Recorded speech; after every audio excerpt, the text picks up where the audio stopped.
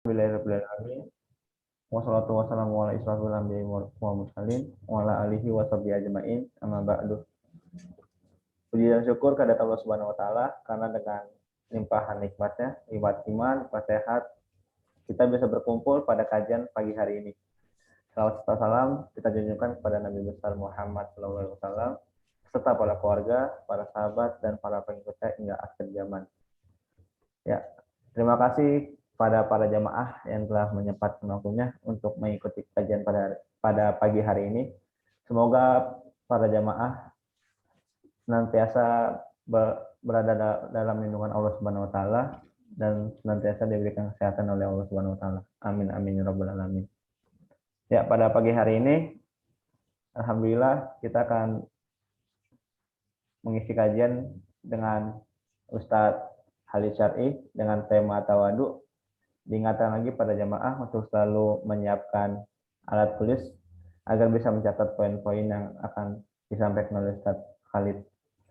Untuk mempersingkat waktu pada Ustadz Khalid, waktu dan tempat saya persilakan. Barakallahu fikum. Jazakallah khair. Bismillah. Alhamdulillah. Wassalatu wassalamu ala Rasulillah wa ala alihi wa sahbihi ajma'in wa ba'd. Bapak-bapak dan ibu-ibu sekalian, ikhwan dan akhwat yang ikut dalam kajian Zoom kita pagi hari ini, semoga Allah Subhanahu wa taala memberkahi Anda. Dan di kesempatan pagi hari ini kita sebenarnya masih ngelanjutin apa yang pernah kita kaji di pekan-pekan kemarin tentang sifat-sifat ibadur rahman, sifat-sifatnya hamba-hamba Allah Subhanahu wa taala. Dan kita tentu kalau kita lagi berbicara tentang ibadur rahman, maka kita lagi berbicara tentang surat Al-Furqan, ya, tentang surat Al-Furqan. Maka sebelum kita mulai lebih jauh, mungkin ikhwan dan akhwat sekalian, bapak-bapak dan ibu-ibu sekalian nih, bisa membuka surat Al-Furqan di ayat 63. Surat Al-Furqan di ayat 63. Ya.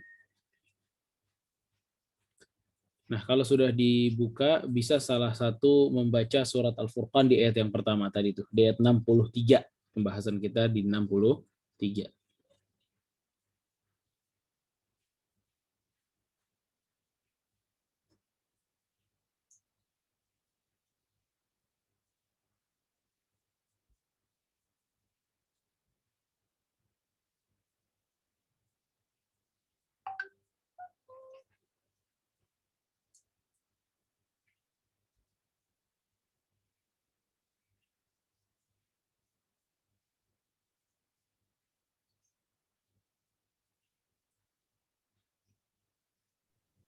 Ini dibaca artinya aja Ustaz apa gimana Ustaz?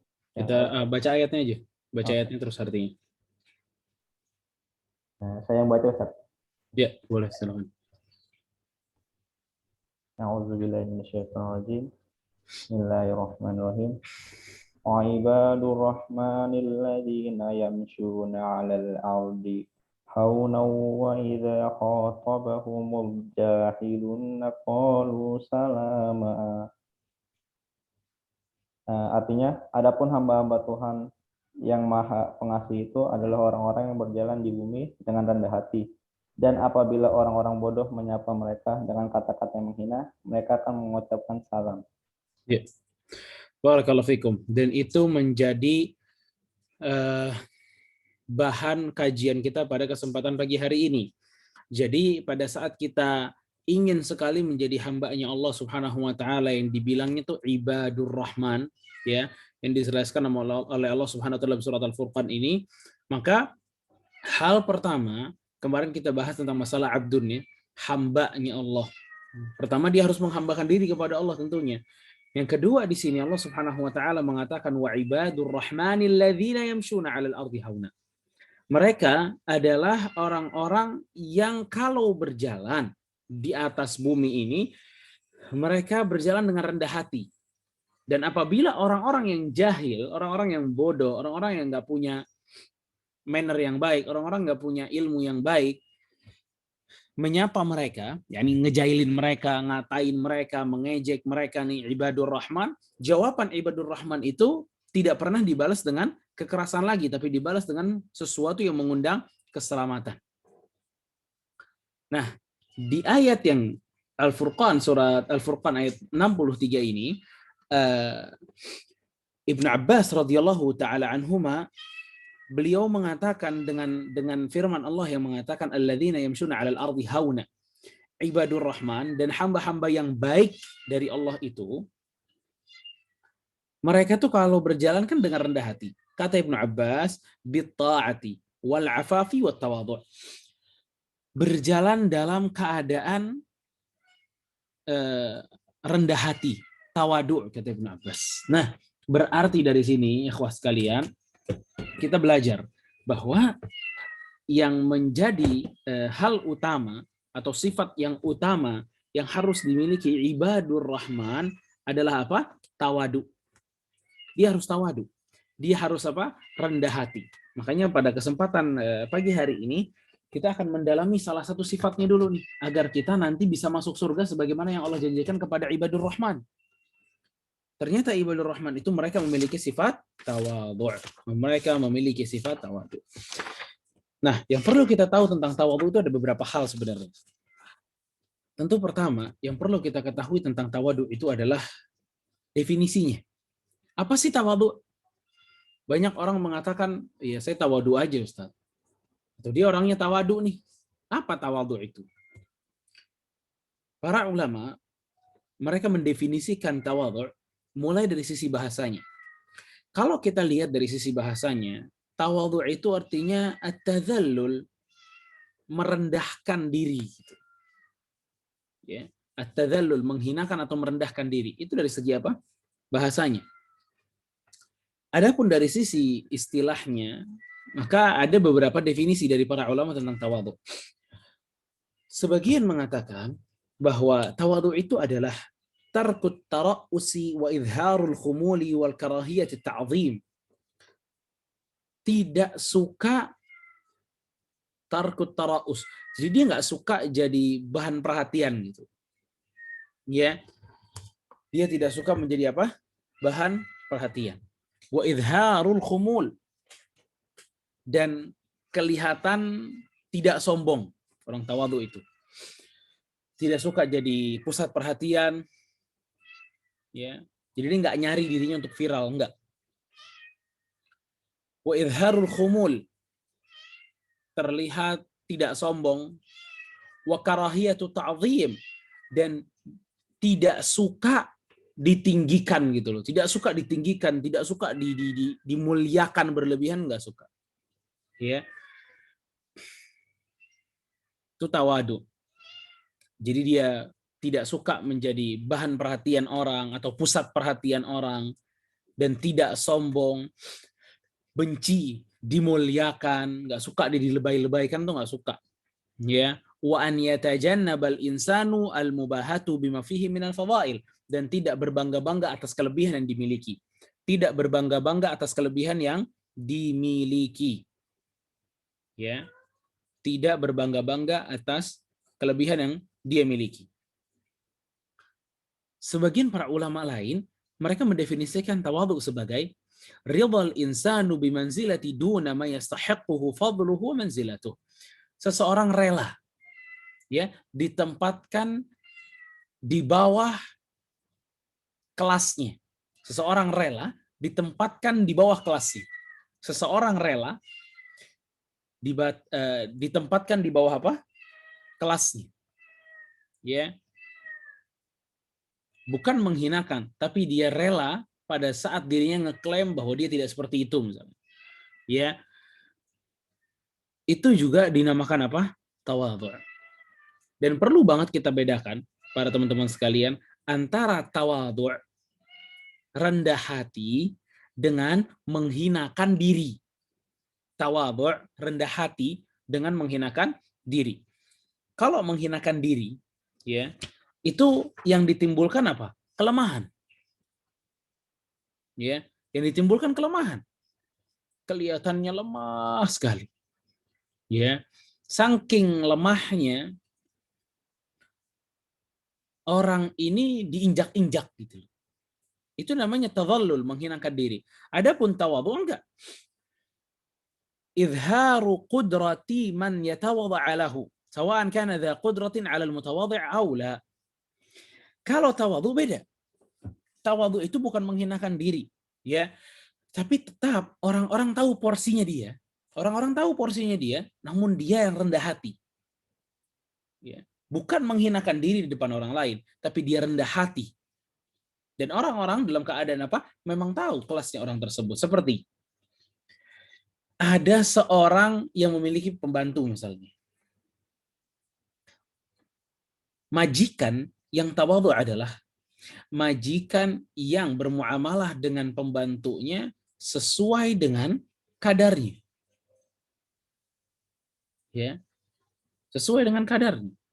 Itu dinamakan apa? Tawadhu. Dia tidak sombong, dia tidak juga menghinakan diri di depan budaknya atau pembantunya. Ya, bukan berarti pembantu itu budak ya. Itu yang dinamakan apa? Tawadhu. Nah, sifat ibadur rahman, ikhwas sekalian barakallahu fikum, adalah tawadhu.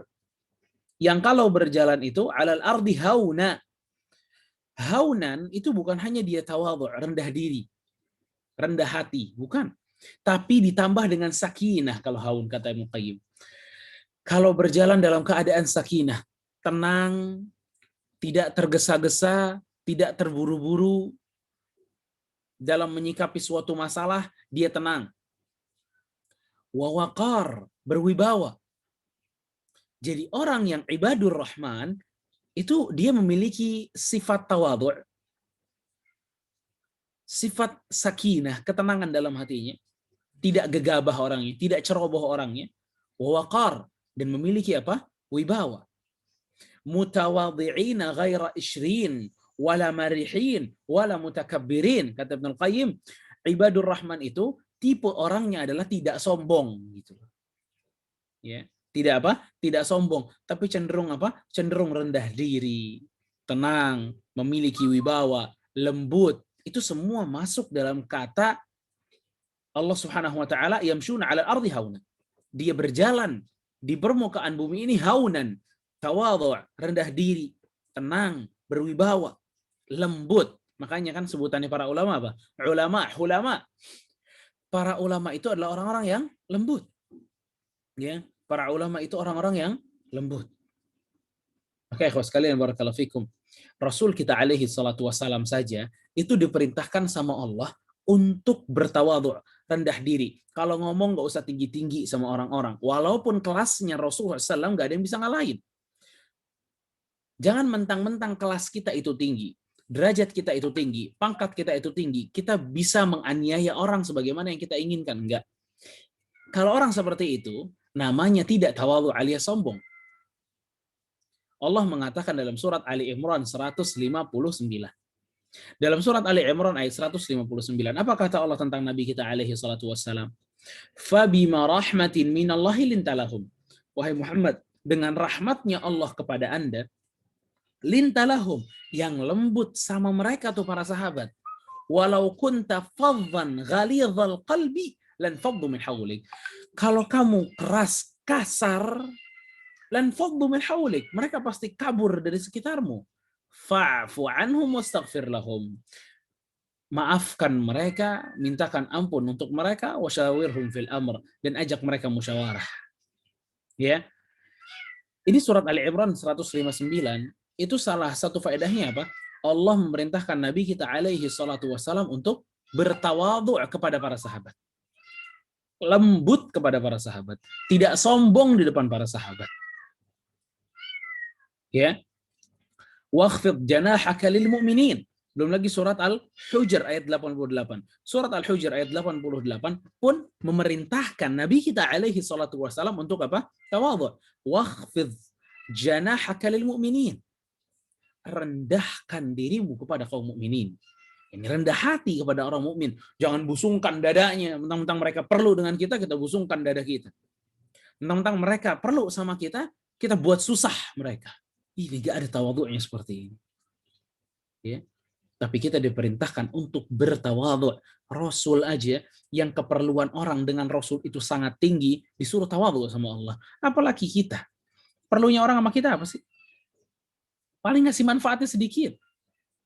Ya, paling ngasih manfaatnya sedikit. Tapi kata Rasul SAW, kalau Rasul SAW, manfaatnya untuk kita begitu besar. Gak ada satupun makhluk yang bisa memberikan kita manfaat yang sangat besar di kehidupan kita, melainkan Rasul SAW. Bisa memberikan kepada kita jalan yang terang dari yang gelap. Jalan kebenaran dari jalan kesalahan. Dari kebahagiaan dari jalan kebahagiaan daripada jalan kesengsaraan. Makanya jamaah sekalian, barakallahu fikum, kalau Rasul aja disuruh tawadhu, apa kabar kita? Nggak usah sombong-sombong jadi orang. Ya, apalagi kepada orang mukmin. Makanya orang-orang Indonesia kadang-kadang ya, itu kalau ngelihat saudaranya mukmin, kadang dia suka sombong. Tapi begitu kalau ada turis kafir, bule gitu ya, wah itu dia tawadhu sekali tuh. Bahkan menghinakan diri, Allah yahfaz. Menghinakan diri. Nauzubillah. Giliran sama kaum mukminin yang lain, sombongnya luar biasa. Fala haula wala quwata illa billah. Fatawadha. Kata Rasulullah, kata Allah Subhanahu wa taala apa? Wakhfid janahak. Rendah hatilah kamu. Nabi disuruh rendah hati oleh Allah Subhanahu wa taala. Ya. Fabarakallahu fikum, dan rendah hati kepada orang mukmin itu justru adalah sifatnya para sahabat, sebagaimana kita tahu dalam surat Al-Fatah, apa yang Allah katakan dalam surat Al-Fatah ayat 29. Muhammadur Rasulullah walladzina ma'ah asyidda'u 'alal kuffar ruhama'u bainahum. Para sahabat Nabi itu mereka punya tipe, punya karakter asyidda' 'alal kuffar. Kalau mau kencang-kencangan, kencang-kencangannya sama orang kafir gitu. Tapi jika bersama orang mukmin ruhama, mereka menyayangi, mereka bertawadhu', mereka lembut dengan orang-orang mukmin. Ya. Maka barakallahu fikum, itu diantara ayat ya yang memerintahkan kita untuk bertawadhu' gitu. Ya. Mulai tadi kita bahas surat Al-Furqan ayat 63-nya. Itu juga pesan Allah untuk agar kita bisa memiliki sifat tawadhu'. Surat Ali Imran 159, surat Al-Hujar ayat 88, surat Al-Fatah ayat 29. Ya. Dan perkataan Allah Subhanahu wa taala dalam surat Al-Qasas ayat 83 pun mengajarkan kepada kita tentang perintah tawadhu' dan larangan untuk sombong. Perintah tawadhu' dan larangan untuk apa? Sombong. Di ayat berapa? Al-Qasas 83. Tilka darul akhiratuna ja'aluha lilladzina la yuriduna 'uluwan fil ardi wala fasada wal 'aqibatul muttaqin. Kata Allah Subhanahu wa taala, akhirat itu, kata Allah, ya, kami jadikan tempat yang indah untuk orang-orang yang tidak menginginkan 'ulu, gak mau sombong gitu. Orangnya nggak pengen jadi orang sombong, orangnya nggak pengen diangkat gitu. Itu akhirat buat mereka tuh, kata Allah. Akhirat itu untuk orang yang nggak mau ulu, nggak mau ketinggian, nggak mau lebay-lebayan gitu loh. Ibnu Katsir mengatakan tentang surat Al-Qasas ayat 83, yakhbiru ta'ala anna daral akhirah wa na'imaha al-muqim alladhi la yahulu wa la yazul ja'alaha li'ibadihi al-mu'minin al-mutawadhi'in. Allah menjadikan akhirat itu untuk hamba-hambanya yang tawadhu', lilladzina la yuriduna 'uluwan fil ardi, yang memang tidak menginginkan ulu. Gak pengen popularitas. Ya, gak pengen ditinggikan gitu loh. Sama orang-orang tuh gak pengen dieluh-eluhkan gitu loh. Itu akhirat buat mereka. Dalam arti lain bahwa akhirat, surga, itu gak diperuntukkan untuk orang yang sombong. Surga itu gak diperuntukkan untuk orang yang gila popularitas, enggak. Ngupload yang baik-baik di IG, di FB, di semuanya. Tidak lain, tidak bukan cuma untuk mencari apa? Cuma untuk mencari followersnya aja. La yuriduna uluwan, kata Allah. Akhirat itu untuk orang yang nggak pengen kayak gitu. Ngupload yang baik-baik hanya menginginkan apa? Popularitas aja, enggak. Nggak pernah ada niat edukasi, nggak pernah niat memberikan hidayah kepada orang lain, enggak. Tapi yang dia pancing adalah followers. Pujian orang. Dia pengen ditinggikan oleh orang-orang sangat luar biasa. Fal haula wala quwata illa billah. Maka ikhwan barakallahu fikum, orang kalau biasa ditinggiin itu begitu jatuh sakit banget. Karena kadang-kadang memperhatikan ada beberapa oknum ya. oknum yang dulunya memiliki jabatan yang luar biasa tinggi banget gitu loh. Ya, memiliki jabatan tinggi banget. Tapi jabatan tersebut ternyata ada waktu pensiunnya. Jadi setelah dia dieluh-eluhkan sama orang, dihormati abis-abisan sama orang, sampai ketawaduan dia menipis gara-gara itu. Ya, gara-gara sering dieluh-eluhkan sama orang, ya. Sampai ketawaduannya menipis gara-gara hal tersebut, pada saat dia dicopot dari jabatannya, maka dia jatuh sangat jauh. Sangat jauh. Orang-orang yang seperti ini, yang biasa di atas, ketawaduannya menipis, dia nggak pernah memupukkan tawadu pada saat dia di atas, itu pada saat orang-orang kan hormatin jabatan bukan orangnya. Pada saat jabatannya itu hilang, maka dia pun terjun ke bawah. Dia sulit menjaga egonya yang telah dikembangkan menjadi orang yang gila hormat. Sulit. Ya. Akhirnya berat sendiri. Akhirnya susah sendiri. Akhirnya sulit banget untuk tawadhu. Bahkan keadaan memaksa dia untuk tawadhu. Fala haula wala quwwata illa billah. Maka ingat nih ayat yang surat Al-Qasas ayat 83. Jangan mau jadi orang yang suka dieluh-eluhkan. Jangan mau jadi orang yang gila hormat. Kalau Anda memiliki pekerjaan yang akhirnya dengan itu Anda dihormati, itu bukan salah Anda. Tapi yang masalah adalah gila hormat. Maunya dihormati, maunya menganggap orang itu lebih rendah daripada dirinya. Fala haula wala quwwata illa billah. Ya, Imam Nawawi itu terkenal, teman-teman sekalian, barakallahu fikum. Tapi tujuannya bukan untuk terkenal. Dia bikin buku untuk memberikan manfaat kepada orang. Wala uzaki 'alallahi ahada. Tapi karena apa yang dia buat, Allah Subhanahu wa taala tinggikan dia gitu. Ya. Tinggikan dia. Dan berapa banyak orang seperti itu. Tapi yang masalah adalah pada saat seseorang itu mau ditinggikan sama orang-orang. Ya, na'udzubillah. Maka kita bisa lihat nih, sebuah hadis dari Rasul kita alaihi salatu wassalam dalam riwayat Muslim dari hadis Abu Hurairah. Rasul SAW mengatakan tentang tawadhu nih, "Ma naqasat sadaqatun min mal, wa ma zada Allahu 'abdan bi'afwin illa 'izza, wa ma tawadha'a ahadun lillah illa rafa'ahu Allah." Kata Rasul kita alaihi salatu wassalam, tidaklah berkurang harta yang disedekahkan. Tidaklah berkurang harta yang disedekahkan. Wa mazadallahu 'abdan bi'afwin illa izza. Dan tidaklah seorang hamba menjadi yang pemaaf melainkan Allah tinggikan kemuliaannya. Tidaklah seorang hamba itu pemaaf kecuali apa? Allah tinggikan kemuliaannya. Wa ma tawadha'a ahadun lillah, dan tidaklah seseorang itu bertawadhu, rendah diri untuk Allah kecuali Allah yang angkat derajatnya. Bayangin itu. Tidaklah ada seorang pun mereka berusaha untuk bertawadhu kecuali akan diangkat oleh Allah Subhanahu wa taala. Ini menandakan bahwa orang tambah tawadhu itu akan diangkat oleh Allah Subhanahu wa taala. Wa tawadha' lahum yarfa'uk, kata orang-orang Arab. Kamu tawadhu'lah dengan mereka, mereka bakal ngangkat kalian gitu. Justru orang yang sombong itu dibenci, tapi orang yang tawadhu itu dicintai. Rasul kita alaihi salatu wassalam, teman-teman sekalian, barakallahu fikum, pernah mengatakan dalam sebuah hadis diriwayatkan oleh Imam Muslim dari Iyad ibn Hammar radhiyallahu anhu, Rasul mengatakan, "Innallaha auha ilayya." Allah pernah mewahyukan kepadaku, "An tawadhu," agar kita bertakwa, agar kalian bertakwa, kata Rasulullah, agar kalian bertawadhu, ila an yatawadhu, agar kalian bertawadhu, berendah diri sama orang, enggak usah sombong-sombong, enggak usah diangkat mulu kepalanya. Turunkan pandangannya. Jangan dibusungkan dadanya. Berjalanlah biasa. Haunan jalannya. Hatta la yafkhar ahadun ala ahad. Agar tidak ada seseorang lebih membanggakan dirinya dibanding orang lain. Wala yabghi ahadun ala ahad. Dan tidaklah seseorang itu juga menghinakan dirinya di hadapan orang lain. Ya. Dari hadis ini, akhwah barakallahu fikum, bahwa Rasul kita alaihi wasallam pernah diwahyukan oleh Allah agar bertawadhu, agar tidak ada yang membanggakan diri di atas yang lain, tidak menghinakan diri di orang yang lain. An yatawadha'a kullu wahidin lil akhar wa la yataraffa' 'alaihi bal yaj'aluhu mithlahu aw yukrimahu aktsar. Sudah sepatutnya seseorang itu bertawadhu, menjadikan orang yang ada di sebelahnya itu sepertinya atau di atas dirinya. Ini poin banget sebenarnya. Kata Ibnu Utsaimin apa?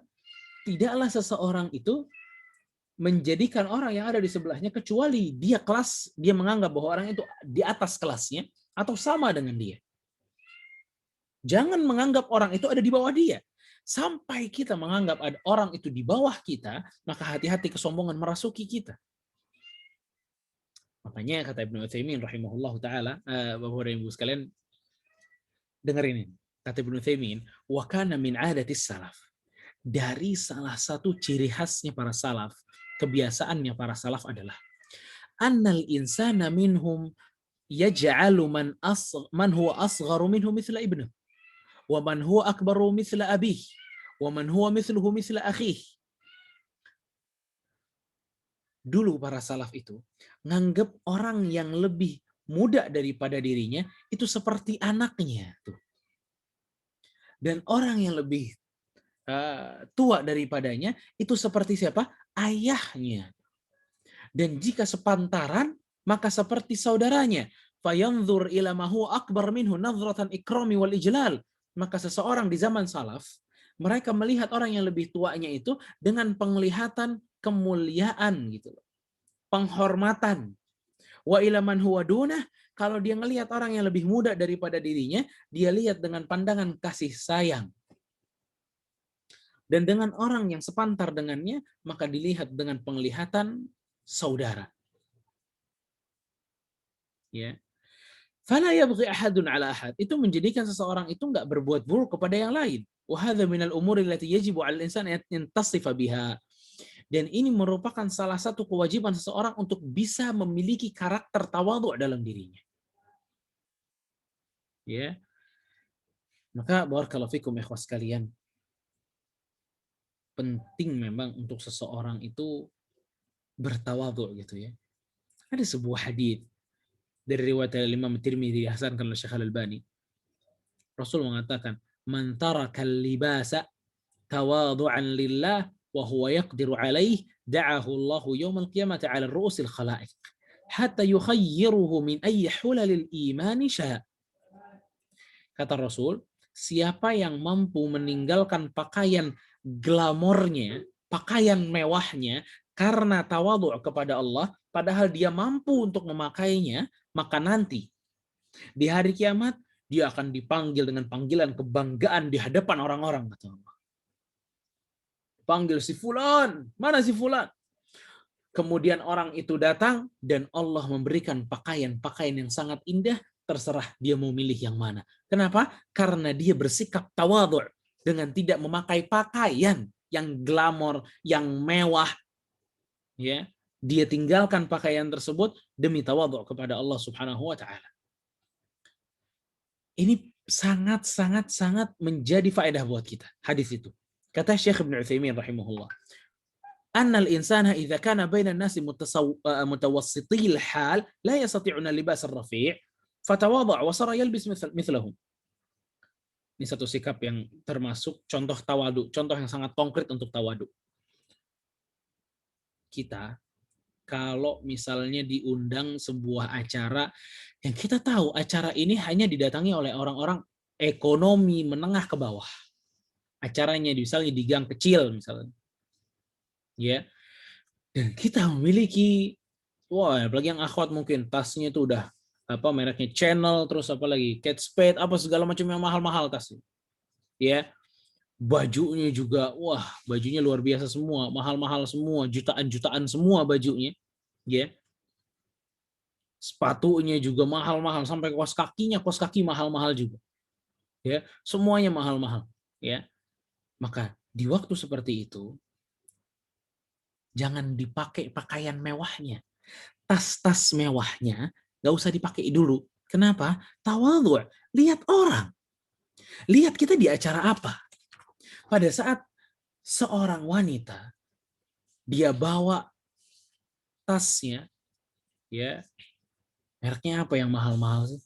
Ya banyaklah tas mahal-mahal semua, puluhan juta semua, ya dia bawa tuh, ya tasnya dengan harga 40 juta sampai 100 juta tasnya, dia bawa ke tempat acara yang acaranya padahal di gang kecil banget. Ibu-ibu yang ada di sana itu pakaian mereka sederhana banget. Maka nggak usah show off. Nggak usah ngeliatin orang bahwa kita memiliki ini dan itu. Itu namanya sombong. Kita disuruh apa? Tawadhu. Yang menjadikan tuh ibu-ibu situ kalau lihat dia tasnya udah Kate Spade yang mahal, misalnya udah 200 juta, selopnya selop yang mahal, pakaian-pakaian yang mahal, semuanya mahal dari ujung ke ujung. Emasnya dari sana di sini semuanya emas di sini. Menjadikan ibu-ibu yang lagi yang mayoritas ibu-ibu di situ adalah sederhana semua, itu hatinya tuh sakit gitu loh. Hatinya tuh punya rasa iri, punya rasa hasad, punya rasa pengen juga gitu loh. Kita mestinya ngejaga hati mereka, bukan menjadikan hati mereka itu akhirnya apa? Buyar, rusak gitu loh. Gara-gara penampilan kita. Ini namanya nggak tawadhu. Nah, siapa yang mampu untuk merubah stylenya, ya, untuk merubah stylenya di acara seperti itu, jadi sama dengan mereka, pakaiannya kembali sederhana, maka nanti di hari kiamat akan dipanggil dengan panggilan kebanggaan oleh Allah Subhanahu wa taala di depan orang-orang. Karena apa? Karena sanggup tawadhu. Ya. Itu poin buat kita sebenarnya Bapak dan Ibu sekalian. Juga poin yang lain misalnya, kita diundang acara hotel ballroom, hotelnya Borobudur misalnya, atau Kempinski hotelnya, hotel-hotel mewah bintang 5 semua, adanya di HI. Oke, berarti udah kita tahu yang bakal datang siapa. Ya, nggak benar juga pada saat dia sok pakai baju compang-camping. Ini nggak pantas juga. Agar memperlihatkan dirinya apa? Tawadhu. Enggak, ini juga bukan hal yang benar. Kan tawadhu'nya untuk Allah. Kalau itu apa? Nggak sesuai dengan keadaan gitu. Ya bisa seperti itu. Ya. Jadi kita nggak boleh sombong, tapi jangan ceroboh dalam memakai pakaian juga. Lihat situasi, lihat kondisi tempat yang kita datengin, orang yang kita datengin. Ya. Ini pakaian compang-camping, sengaja pakai yang jelek-jelek, sengaja begini. Ceritanya sederhana, saya tawadhu. Akhirnya bahan viral nanti buat orang-orang. Karena nggak pas. Padahal Anda mampu dan Anda memiliki pakaian yang sama dengan mereka misalnya.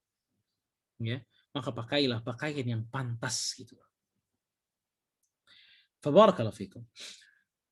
Ini juga hal penting yang perlu kita ketahui. Ya.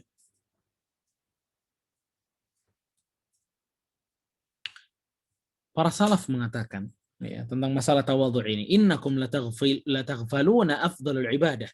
Aisyah pernah mengatakan, kalian ini lalai dengan sebuah ibadah yang padahal bagus banget ibadahnya. Baik banget ibadahnya. Apa itu? Tawadhu. Ya. Banyak orang lalai karena melupakan apa? Tawadhu. Maka teman-teman sekalian, barakallahu fikum. Ibnul Mubarak pernah memberikan sebuah catatan tentang tawadhu yang kiranya ini perkataan indah banget gitu ya tentang tawadhu ya. Ibnul Mubarak bilang, "Ra'sut tawadhu' an tad'a nafsaka 'inda man huwa dunak fi ni'mati dunya hatta tu'limhu anna laysa laka bidunyaka 'alaihi fadl." Kata Ibnul Mubarak menyambung kasus kita tadi itu, kalau lagi ada acara pakaian, mulai dari pakaian aja harus disetarakan. Kata Ibnu Mubarak, inti dari tawadhu adalah Anda mampu menempatkan diri pada orang yang adanya di bawah Anda sampai orang ini merasa bahwa Anda tidak memiliki kelebihan daripada orang tersebut. Anda menempatkan posisi Anda pada seseorang yang di bawah Anda dengan cara apa? Dengan cara sampai dia itu nggak merasa bahwa kita memiliki kelebihan daripada dia. Ya, Anda berpakaian, ya,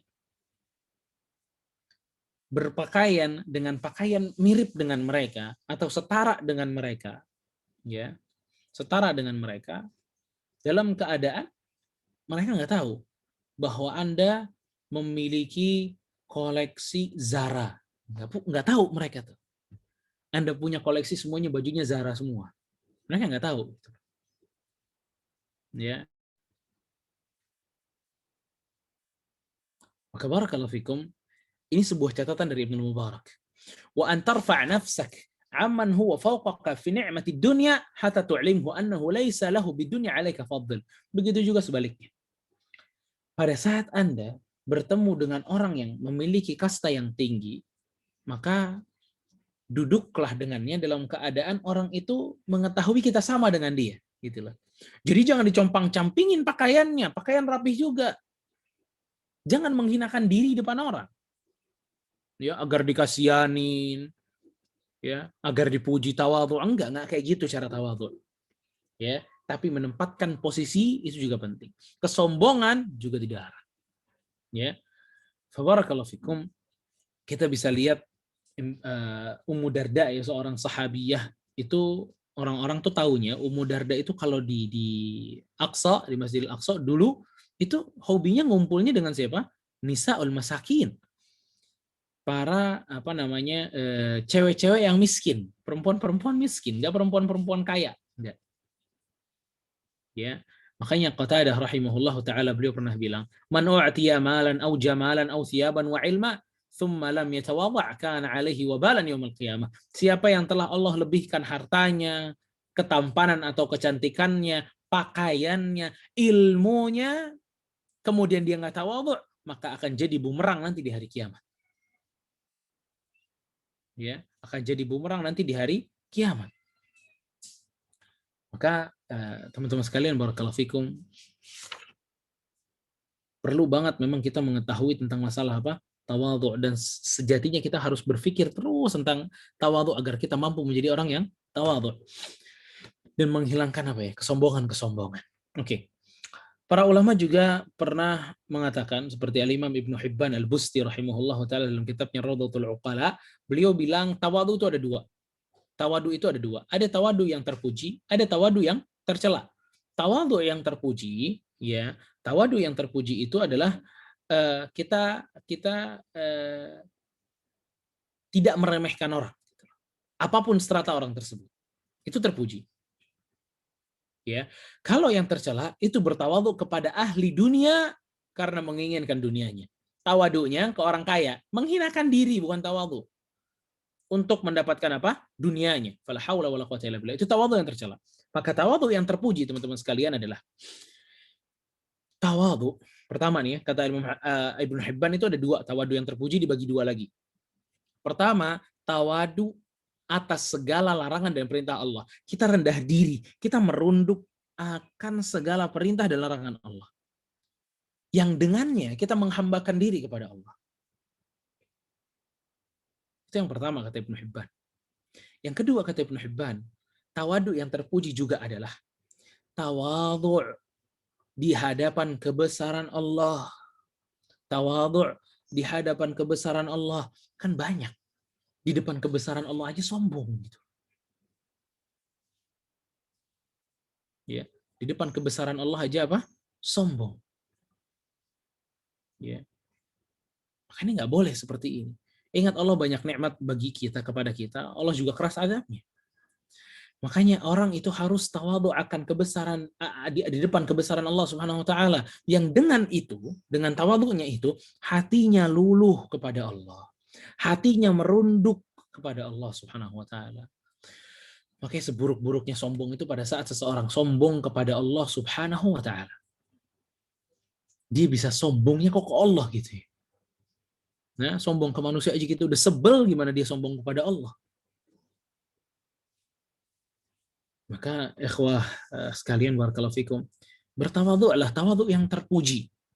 Ya, yaitu bertawadhu atas segala larangan dan perintah Allah. Yang dengan itu kita menghambakan diri kepada Allah. Kadang kan suka sombong. Larangan datang, dia bilang, kayaknya nggak konkret lagi tuh larangan sekarang itu.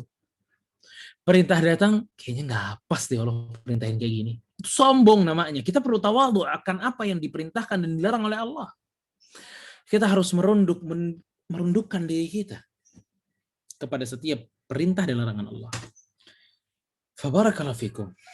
Adapun tawadhu yang tercela, hadits wala haraj, ceritakan jika Anda pernah melihat orang tawadhu yang tercela, menjilat, menghinakan diri di depan orang-orang. La haula wala quwwata illa billah. sengaja menyebutkan kelemahan demi kelemahan, ini tazallul yang tadi itu, menghinakan diri di hadapan orang.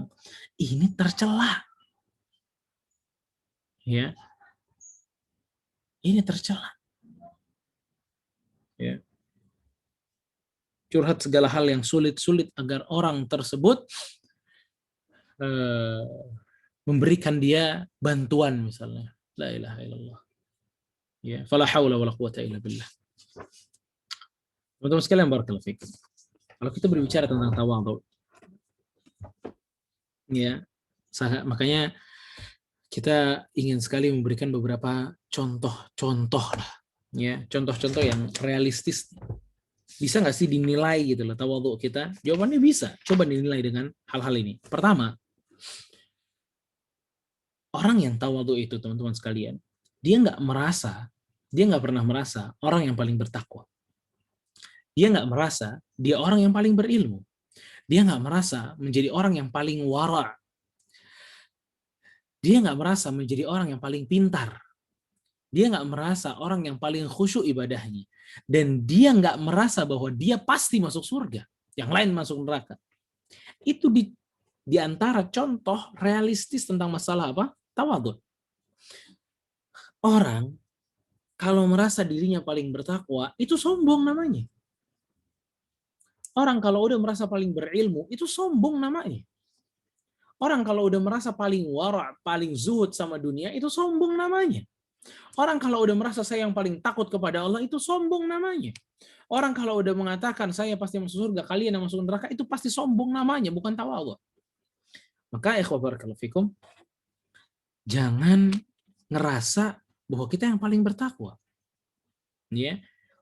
Abu Zaid rahimahullah beliau bilang, "Madama al-'abdu yadhun anna fi khalqi man huwa syarrun minhu fahuwa mutakabbir." Kalau aja ada seorang hamba yang masih aja bilang bahwa yang lebih buruk daripada saya banyak, yang lebih banyak maksiatnya daripada saya banyak, sombong orangnya.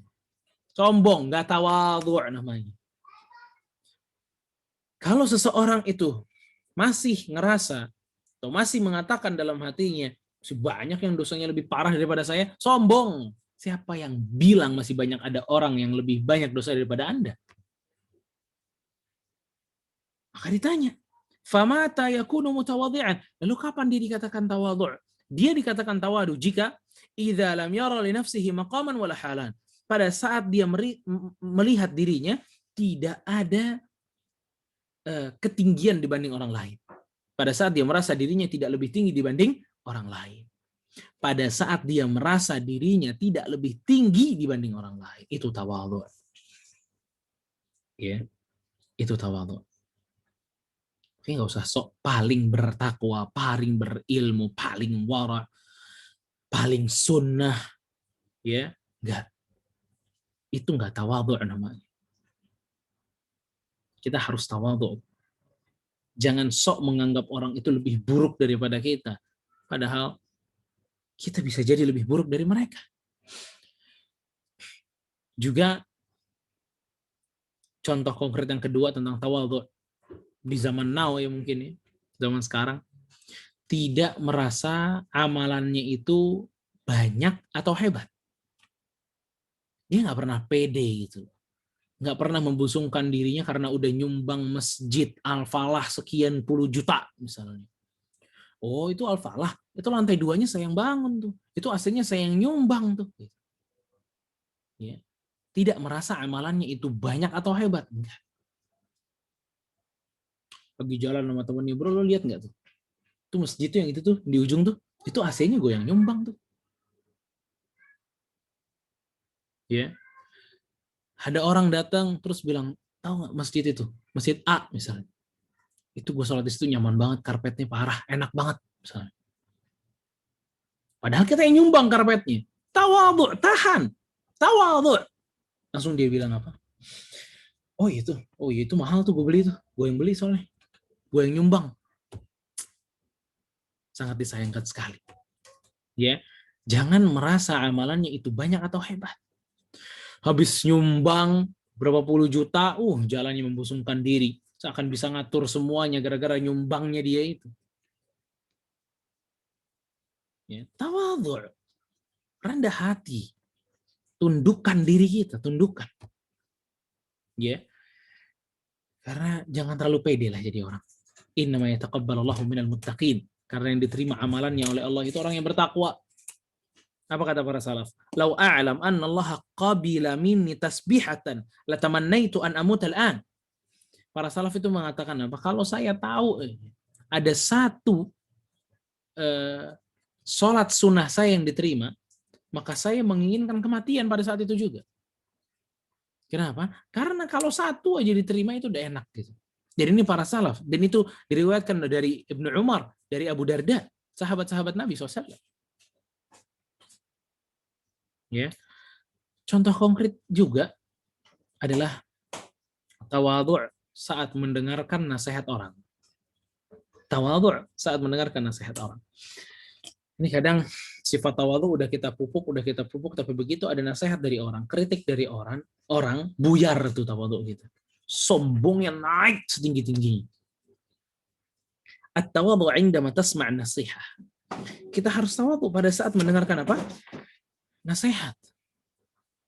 Kadang kita tuh nggak bisa terima nasihat orang padahal apa yang dikatakan itu benar. Dan di dalam kesempatan yang lain, Rasul kita alaihi salatu wassalam pernah mendefinisikan tentang kesombongan. Kata Rasul SAW, kesombongan itu apa? Batarul haqqi wa ghamtun nas. Menolak kebenaran dan menghinakan orang. Menolak kebenaran dan menghinakan orang. Makanya kalau sekalian barakallahu fikum, kita wajib untuk mampu bertawadhu pada saat kita mendengarkan nasihat. Biasanya orang yang udah tinggi ini, kalau dinasehatin paling susah, dilawan tuh orang-orang. Ya, nggak ada tawadhu'nya, nggak ada terima kasihnya. Ya, padahal pernah diriwayatkan dari Amirul Mukminin Umar bin Khattab radhiyallahu anhu. Apa kata Umar? Rahimallahu mra'an ahda ilaina uyubina. Semoga Allah merahmati orang yang mau menunjukkan di mana kesalahan kami, di mana aib kami. Ya. Kalau Umar aja bahagia kalau ada orang yang menasihatinya, maka kenapa kita yang di bawah Umar ini kesal terus kalau ada yang nasihatin, bete terus kalau ada yang kritik? Ya. Hati-hati kita masuk kepada derajat orang-orang yang sombong. Ingat ya, kalau orang udah sombong, itu nggak masuk surga. La yadkhulul jannata man kana fi qalbihi mithqala dzarratin min kibr. Tidak akan masuk surga orang yang masih memiliki kesombongan walaupun secuil di dalam hatinya. Ya.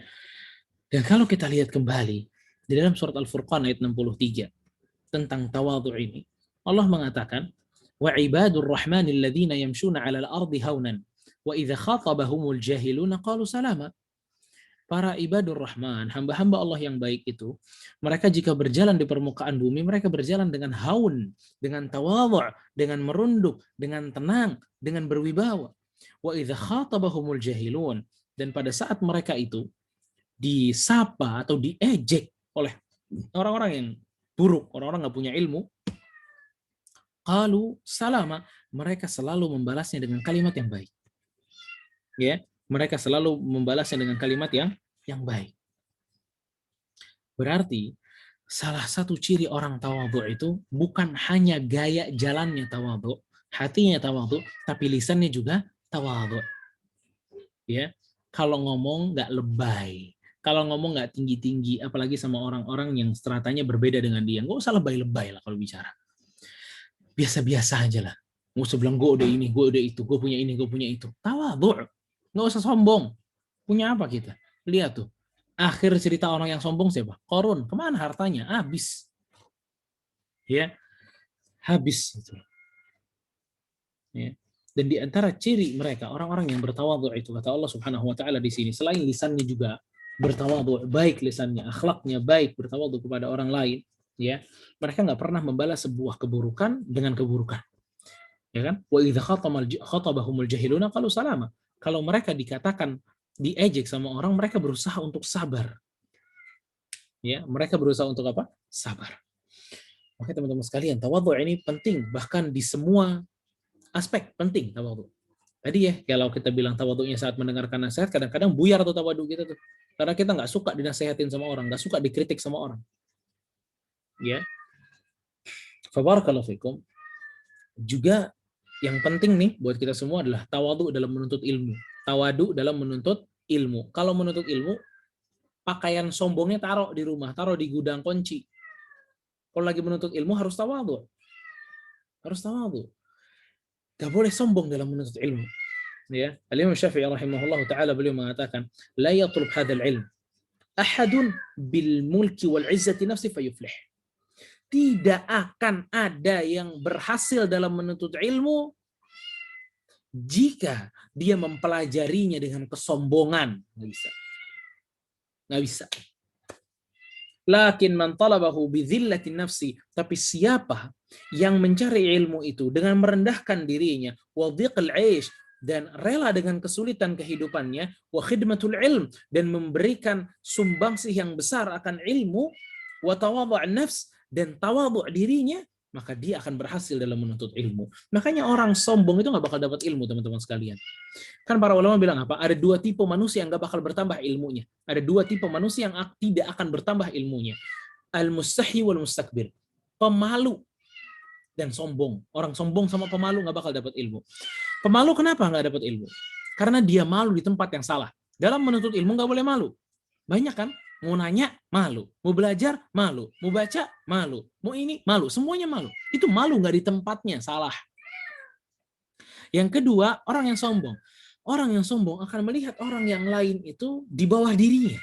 Maka buat apa dia belajar? Kalau sudah ada perasaan itu, nggak bakal bertambah ilmu seseorang. Maka kunci kita agar kita mampu belajar dengan baik, berhasil dalam ilmu adalah tawadu. Ya, rendah diri. Makanya Al-Asma'i beliau mengatakan, man lam yatahammal dhullat ta'allumi sa'atan baqiya fi dhil jahli abada. Siapa yang nggak sanggup menahan dirinya untuk selalu tawadhu' dalam menuntut ilmu, maka dia akan merasakan kebodohan selama-lamanya. Sabar sejenak, tawadhu' sejenak di atas ilmu, di hadapan ilmu, di hadapan majelis ilmu, di hadapan para ustadz, di hadapan para penuntut-penuntut ilmu yang lain. Ya, tawadhu', enggak usah sombong-sombong. Ya, tawadhu' kalian. Maka kalau Anda sabar bertawadhu', Anda tidak akan merasakan pahitnya kebodohan. Abdullah bin Mu'taz beliau mengatakan, al-mutawadhi' fi talabil ilmi aktsaruhum ilma. Orang yang paling tawadhu' dalam menuntut ilmu itu yang paling banyak ilmunya. Penuntut ilmu yang paling tawadhu' itu yang paling banyak ilmunya. Sebagaimana tanah yang rendah itu lebih banyak menyimpan air. Ya salah. Tanah yang rendah itu lebih banyak menyimpan air. Ya. Seperti apa filosofi apa? Padi, tambah berisi tambah merunduk. Ya. Makanya barakallahu fikum. Ini hal penting gitu ya. Untuk kita bisa bertawadhu', sabar. Ya. Kan banyak mungkin di antara bapak-bapak dan ibu-ibu sekalian juga punya jabatan yang lebih tinggi dari saya, dari kita, dari para asatidzah. Ya. Tapi kita harus menunduk gitu loh. Kita harus tawadhu', kita harus sabar dengan tawadhu' tersebut.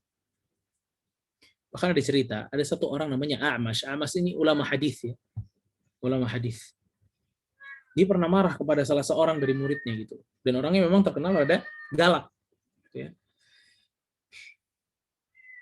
Terus ada orang bilang, wahai A'mash, kalau yang marah itu bukan kamu, saya nggak bakal balik lagi sih. Ini gara-gara A'mash aja. Gara-gara A'mash aja yang marah, maka saya oke-oke aja. Kata A'mash mengatakan, idza huwa ahmaq mithlak. Berarti orang yang ngomong gitu sama bodohnya dengan kamu. Kenapa? Dia meninggalkan sesuatu yang manfaat untuk dirinya gara-gara buruknya akhlak saya. Ya. Maka kadang kita harus bertawadhu' gitu ya. Kadang kan dari diri seorang yang memberikan kita manfaat itu, entah itu ustadz atau guru kita atau dosen atau apapun. Ya. Ya mungkin strata mereka lebih di bawah sebenarnya daripada kita dan kita lebih atas, tapi kita perlu apa? Tawadhu', menyeimbangkan diri, berusaha untuk sabar dalam tawadhu' karena kita ingin manfaat dari apa yang dia miliki. Ya. Kita udah dapat nih, kita pejabatan kita tinggi, ternyata begitu datang ke satu pengajian kita nggak dimuliakan, biasa aja ustadznya itu. Ya, maka kita harus apa? Tawadhu', sabar. Duduk di situ belajar. Ya. Belajar. Makanya sedih banget kalau ada Orang-orang yang baru menuntut ilmu tapi sombongnya luar biasa gitu loh. Sama ustadznya aja kritik terus. Asatidahnya dikritik terus. Ya, sampai dibilang bahlul, dibilang bodoh, dibilang ini, dibilang itu dan lain sebagainya. Ya. Padahal Imam Syafi'i dulu pernah duduk bersama Imam Ahmad rahimahumullah. Ini luar biasa dua-duanya. Imam Syafi'i pernah duduk sama Imam Ahmad rahimahullah, kemudian mengatakan, "Uhibbus salihina walastu minhum, la'alli an anala bihim syafa'ah." Kata Imam Syafi'i membawakan sebuah syair di hadapan Imam Ahmad, dia bilang, aku cinta dengan orang-orang soleh, walaupun aku bukan bagian dari mereka, aku sangat mengharapkan nanti Allah akan memberikan syafaat darinya. Wa akrahu man tijaratihi ma'asi, wa inna kunna sawiyan fil bidha'ah. Dan aku sangat benci dengan orang yang barang dagangannya itu maksiatnya, walaupun saya punya barang dagangan yang sama dengannya. Imam Syafi'i. Kata Imam Syafi'i apa? Aku cinta orang soleh walaupun bukan bagian dari mereka. Dan saya benci orang yang barang dagangannya adalah maksiat. Yakni bekalnya kepada Allah adalah maksiat. Walaupun bekal saya dengan dia sama. Ya. Maka luar biasa sekali ya pendapat perkataan Imam Syafi'i rahimahullahu ta'ala. Bertawadhu dengan masyarakat sekitar. Ya, siapapun Anda harus tawadhu dengan masyarakat sekitar. Siapapun kita harus tawadhu dengan orang-orang yang di bawah kita, ya, kita melihat di bawah kita mesti berusaha untuk menjadi orang yang tawadhu di sana, ya. Jangan sampai ada terselip bagian-bagian kesombongan. Waliyadzubillah. Nabi SAW ini juga nih penting nih, bos tawadhu juga sama para bawahannya, ya. Nabi SAW disuruh tawadhu tadi dalam surat Ali Imran 159, padahal Rasulullah SAW jauh lebih tinggi dibanding para sahabat, ya.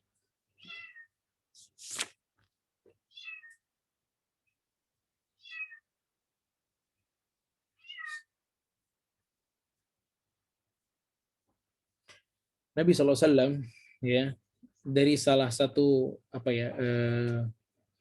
contoh tawadhu'nya Nabi SAW adalah pada saat Nabi Muhammad SAW itu dipuji sama orang gitu, ya, dipuji sama orang. Wah, dipuji tinggi lah, ya, lihat nih, dipuji tinggi ini untuk orang-orang yang pengennya diangkat-angkat terus nih. Dipuji tinggi. Apa kata Rasulullah? Ya Yuhannas, alaikum bitaqwakum. Wahai orang-orang, santai, kalian mesti bertakwa kepada Allah. Wala yastahwiyannakumus syaitan. Jangan lebay, nanti setan masuk kepada kalian. Katakan Muhammad merupakan hamba dan rasulnya.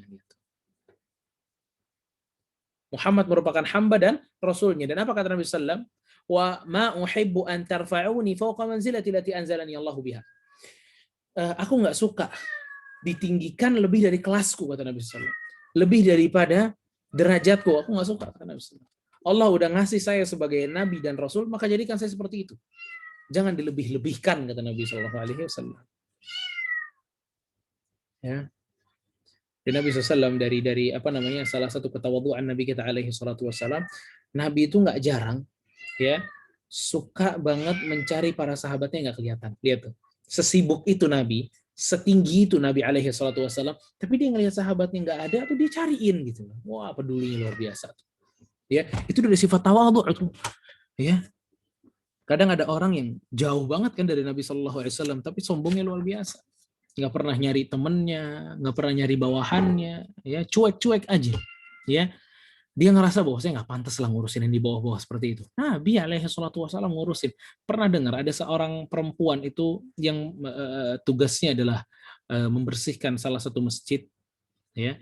Nabi SAW datang kepada kampung tersebut dan kata Nabi SAW, kemana fulana? Udah meninggal. Lihat, Nabi tanya, itu dari bentuk kepedulian Nabi SAW. Dan tidak ada kesombongan dan tidak pernah menganggap orang itu remeh pekerjaannya. Enggak. Merbot tuh ditanya sama Nabi SAW. Ya. Barakallahu fikum teman-teman sekalian. Ini banyak kalau kita berbicara tentang ketawadhuan Nabi SAW, ketawadhuan Nabi bersama dengan keluarganya. Nabi SAW tuh nggak melulu dilayani walaupun dia suami sekaligus khalifah. Enggak. Nabi SAW apa kata Aisyah? Nabi itu kalau ngurusin sendal, bikin sendal gitu, bikin sendiri. Kalau sendalnya rusak, dibenerin sendiri. Ya. Dan Nabi SAW kadang juga membantu siapa? Aisyah radhiyallahu taala anha. Ya. Jadi Nabi SAW itu tawadhu kepada semuanya. Kepada orang tuanya, ini juga penting sebenarnya ini. Kepada orang tuanya tawadhu, kepada istrinya tawadhu, kepada anaknya, kepada bawahannya, keseluruhnya. Nabi SAW memiliki sifat apa? Tawadhu. Ya. Abu Abu Bakar radhiyallahu anhu, beliau juga, dia ini Abu Bakar, siapa yang nggak tahu Abu Bakar ya? Abu Bakar radhiyallahu anhu itu suka banget memeraskan susu untuk para tetangganya, dia tuh. Ya, bagaimana tawadhu'nya Abu Bakar radhiyallahu anhu. Umar bin Khattab juga suka bawain makanan kepada tetangga-tetangganya. Ya. Khalifah, tapi nggak sombong gitu. Ya. Makanya yang belum jadi khalifah aja udah sombong, ini berbahaya sekali gitu loh.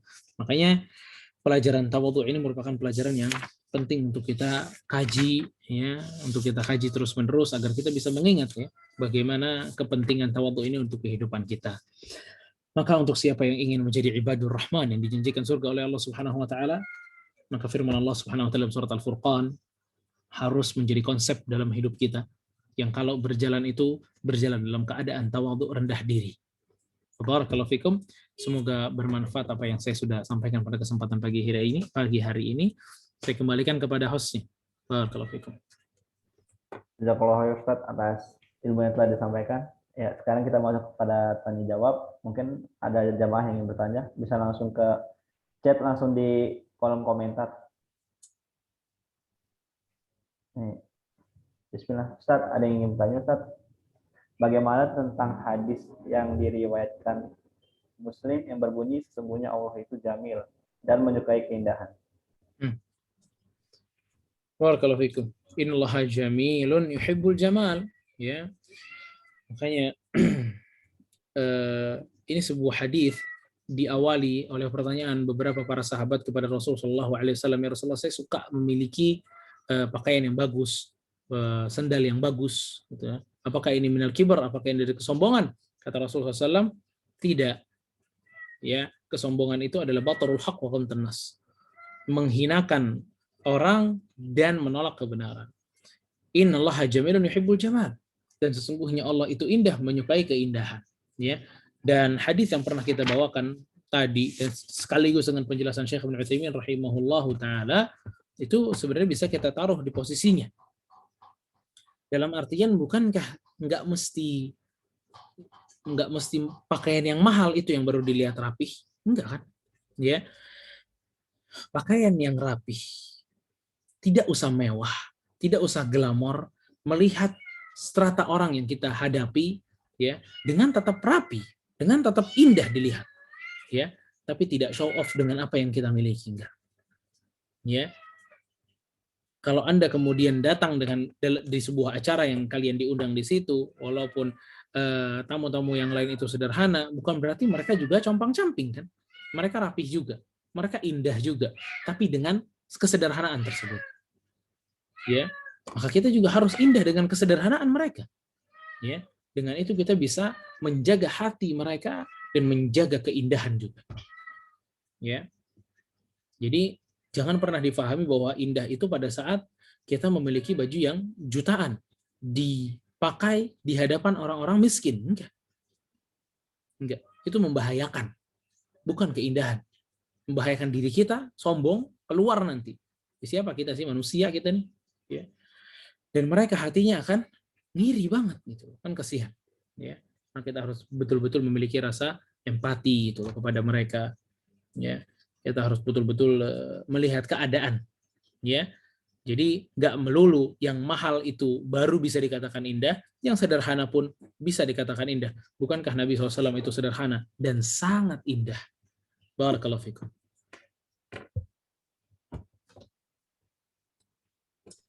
Ya, mungkin ada lagi jamaah yang ingin bertanya. Ya, ada lagi Ustaz yang bertanya. Bismillah. Bagaimana menjaga hati apabila mendapat komentar sholatnya lama dari seseorang yang tidak menjalankan sholat? Gimana?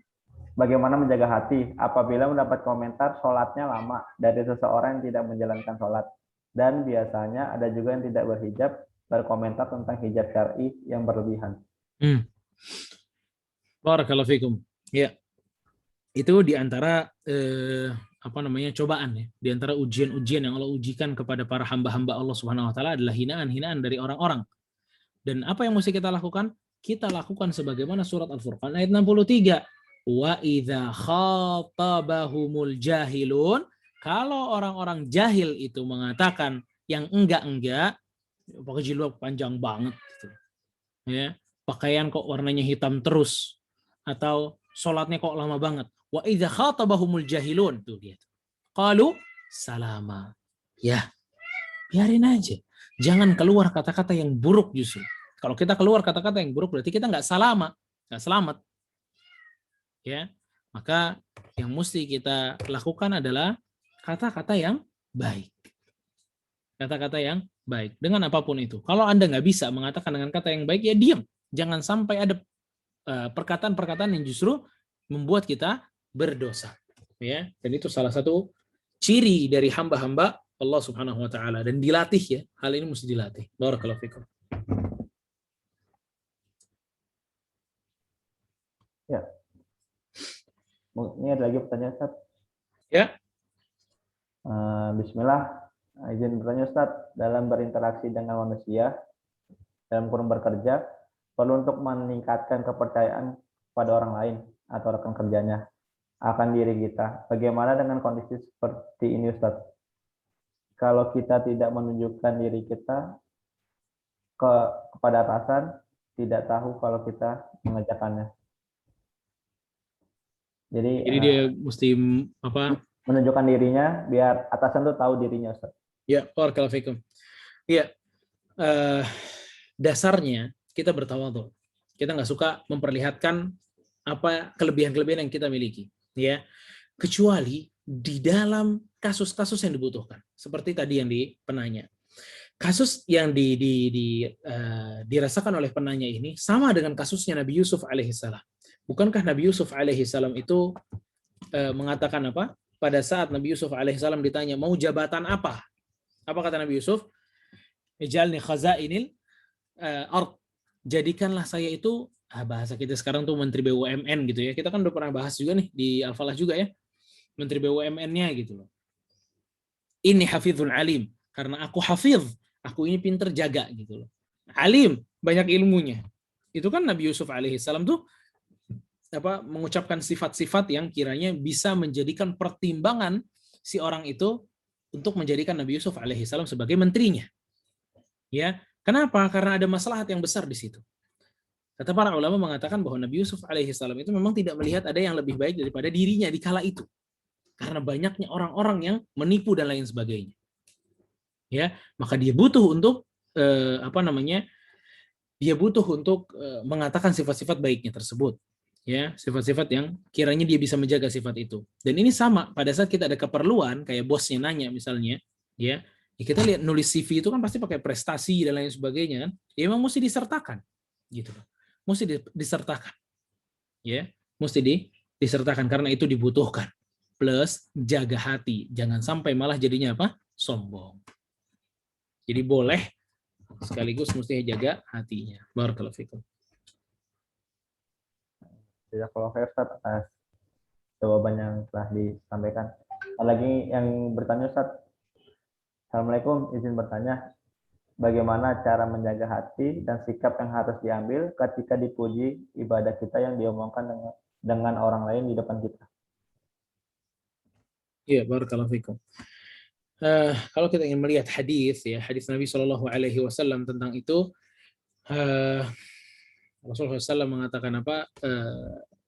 Lemparlah orang tersebut dengan pasir jika dia memuji kita, gitu loh.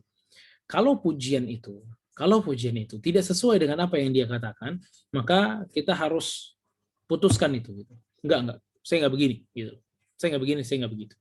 Ya, kalau pujian itu dikatakan oleh orang tersebut di hadapan kita dan kita memang telah melakukannya, ya, maka disitulah butuhnya untuk kita bertawadhu. Kita rem betul-betul hati kita, jangan sampai kita terlalu sombong gara-gara itu.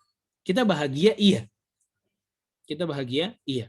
Tapi ingat bahwa ibadah yang kita lakukan itu, ya, tidak mesti diterima oleh Allah Subhanahu Wa Taala, belum pasti diterima oleh Allah Subhanahu Wa Taala. Ya, maka kita katakan kepada orang itu, cukup ya akhi. Jangan sebut-sebut seperti itu. Enggak ya akhi, enggak. Ya, jangan sebut-sebut seperti itu misalnya.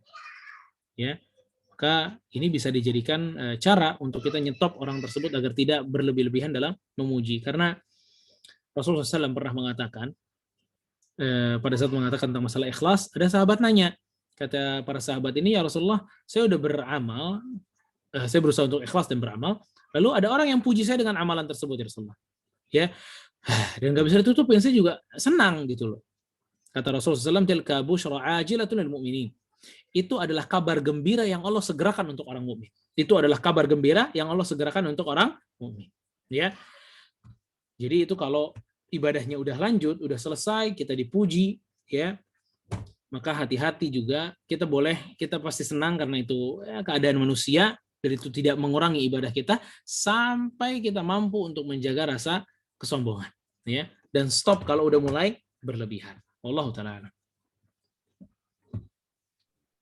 Ini ada yang bertanya lagi, Ustaz. Bismillahirrahmanirrahim. Ustaz, bagaimana tawaduk pada orang tua kami yang tidak harmonis dan tawaduk kepada saudara kami yang berpihak kepada salah satunya? Jazakallahu khair, Ustaz. Barakallahu fikum. Ya, tawadhu sebagaimana pesan dari Allah Subhanahu wa taala, Rasulullah SAW dan para ulama yang lain. Ya, tawadhu. Kita rendah diri dengan apa yang diperintahkan oleh orang tua, ya. Kita nggak boleh sombong di hadapan orang tua. Namun tawadhu ini tidak menghalangi kita untuk memberikan saran-saran yang baik kepada orang tua. Ya. Tidak menjadi tabir di antara kita dengan al-amru bil ma'ruf wa nahyi 'anil munkar kepada orang tua, enggak. Ya. Jadi, dan bukan berarti ya barakallahu fikum, kalau kita lagi nasehatin orang itu berarti kita nggak tawadhu, enggak. Itu justru bentuk tawadhu kita kepada Allah Subhanahu wa taala. Kan kita harus merendahkan diri, ya, di hadapan perintah dan larangan Allah, dan Allah Subhanahu wa taala telah memerintahkan kita untuk bertawadhu, bernasihat satu sama yang lainnya. Dalam surat Al-Asr Allah Subhanahu wa taala mengatakan apa? Wal 'asr innal insana lafi khusrin illa alladzina amanu wa 'amilus shalihat wa tawasaw bil haqq wa tawasaw bis sabr. Saling menasihati dengan kebaikan dan kesabaran, ya. Jadi pada saat seorang anak menasehati orang tuanya atau memberikan saran yang baik kepada orang tuanya, bukan berarti anak itu sombong. Ya, dia tetap harus memiliki keadaan yang tawadhu. Ya, harus memiliki keadaan yang tetap tawadhu dan tidak menghalangi dia untuk memberikan saran kepada orang tua. Ya, jadi nyampeinnya juga nggak usah sombong-sombong. Ya, nyampeinnya juga dengan kalimat-kalimat yang baik, kalimat-kalimat yang indah, agar tidak terselipkan dari nasihat itu apa? Kesombongan. Wallahu ta'ala alam. Lagi yang bertanya, Ustaz nih. Assalamualaikum, Ustaz. Bagaimana kita untuk memberitahu kapan anak-anak kita bersikap tawadu? Apa? Bagaimana kita memberitahukan kapan anak-anak kita untuk bersikap tawadu, Ustaz? Kapan? Iya, kapan? Ya, pada saat anak itu udah paham dengan apa yang kita ucapkan. Ya. Pada saat anak itu sudah mulai akil, sudah mulai mengerti apa yang kita ucapkan, maka pendidikan akhlak dibutuhkan oleh mereka. Adapun mereka masih di bawah itu, maka ya tipis-tipis saja. Bagaimana biasanya orang tua, sekaligus ya orang tua mencontohkan ketawadhuan kepada anak-anak. Ya, orang tua tuh kalau tawadhu kepada anak tuh bilang terima kasih kepada anak, minta maaf kepada anak kalau ada kesalahan, buka sharing kepada anak-anak, bermusyawarah kepada anak-anak. Itu adalah bentuk tawadhu'nya orang tua kepada anak-anak. Jadi orang tua tuh nggak mesti orang tua itu apa ya, otoriter aja gitu, sendiri aja udah, keputusan sendiri nggak mikirin anaknya, kesalahan cuek aja, nggak ada terima kasih sama anak, enggak. Itu sombong namanya. Kita mesti tawadhu kepada semuanya. Ya, kita mesti tawadhu kepada semuanya. Barakallahu fikum. Ya, mungkin ada 1-2 pertanyaan lagi yang ingin bertanya. Silakan ditulis di kolom komentar.